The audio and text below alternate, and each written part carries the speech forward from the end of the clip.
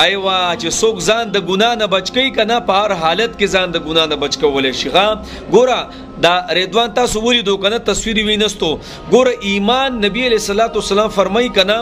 د یو څو سيزونو سره ناستا دا ایمان تباہ او برباد کوي. یو د خزو سره ډیره ناستا پاس نه دا ایمان تباہ کوي.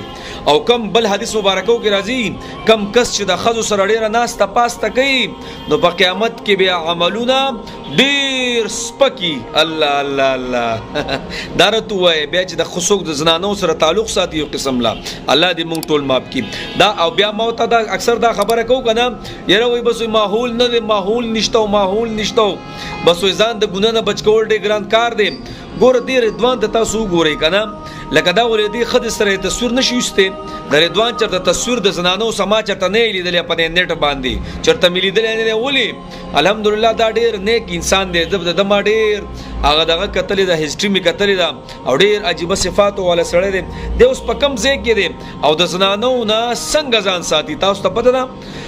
د قیامت پسرو غرمو کې به و کسان د عرش د لاندې ولاړي و کسان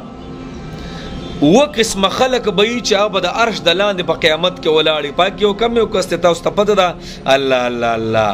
چې ټول ځواني په عبادت کې تیر کړي او بل پک هغه کس ته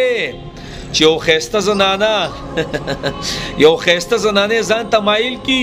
یو خسته جنې ځان تمایل کی او وی ورته چې ما سره بدکاری وکا او دی ورته سوی الله دی ورته و چې الله ما ته ګوري او الله زما د پاسه دی او د الله د نظر نزغه به دې نشم. الله اکبر کبیره جزان بچ کو کنا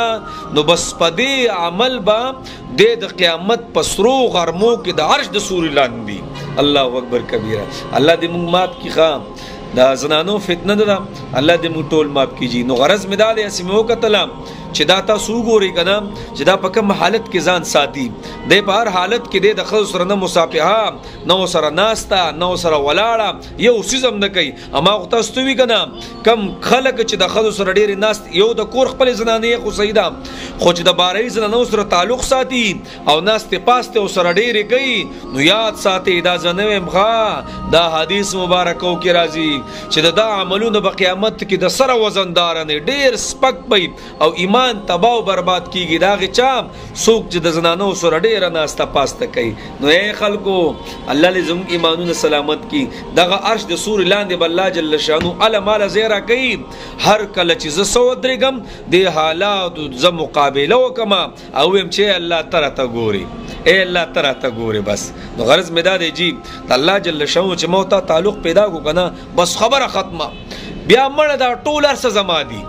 بیا ودرېګه سیټ ته دوه رکعاته مونځ کوه الله نه غواړه ای الله دا مسله ده خو پس په شرط ده چې د مخلوق نه موت تعلق ختم کو. بس الله لزم داسې ایمان سلامت کینو چې ځان د دې حالاتو نه وساتو خام ابل ګور زنا نه د زنا الله اکبر کبیره کله چې انسان زنا کوي کنه نو دا ایمان تیوزی ایمان نه دی دا تیوزی او یو سیټ ته ودرېږي. الله اکبر په دې ټیم کې اوس دې کس لمر را لتاسو د بس حالت ځا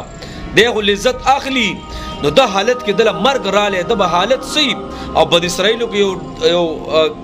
کسانو درې ملګریو او دنه په سباران وغیرہ سره لاله او دنه دوی ورنو درې غار ته غار رااله بند شو اس پته نه لګي چې پچاته आवाजونه کو نو دا درې ونه یو بل تسوي راځي چې الله تخپل غټ غټ عملونه پیش کو الله ته پیش کو نو یو ورته یو عمل وی الله دا عمل ما ستاده پارګو کړی دا غټه خوا کې هغه خوشو ادریم پکې سوې اے الله یو خسته زنانه ځان ته مایل کړم ډېر غټه واقعه ده ځان ته مایل کړم هغه زنانه ماته وی چې الله دې ته ګوري د الله نه حیا وکا الله دې ته ګوري اے الله وزستانه پاغه ټیپ کې وېردم ما غ بدکاری او زنا و نه کړه اے الله کوچر دغه زبط شوما دا هره ستاده یری و زما پزړه کې او ستاده لپاره ما دغه زنانه سره بدکاری پرې خو دی دا اے الله ته دا غټه خوا کې نو غټه خوا شو نو غرض مې دا دی دې خبرو د پر غټ ایمان دی ښا الله زموږ ایمان سلامت کی الله دې زموږ د ناجیز تعلقات نو ساتي بس نور وځي سم نه يم جی.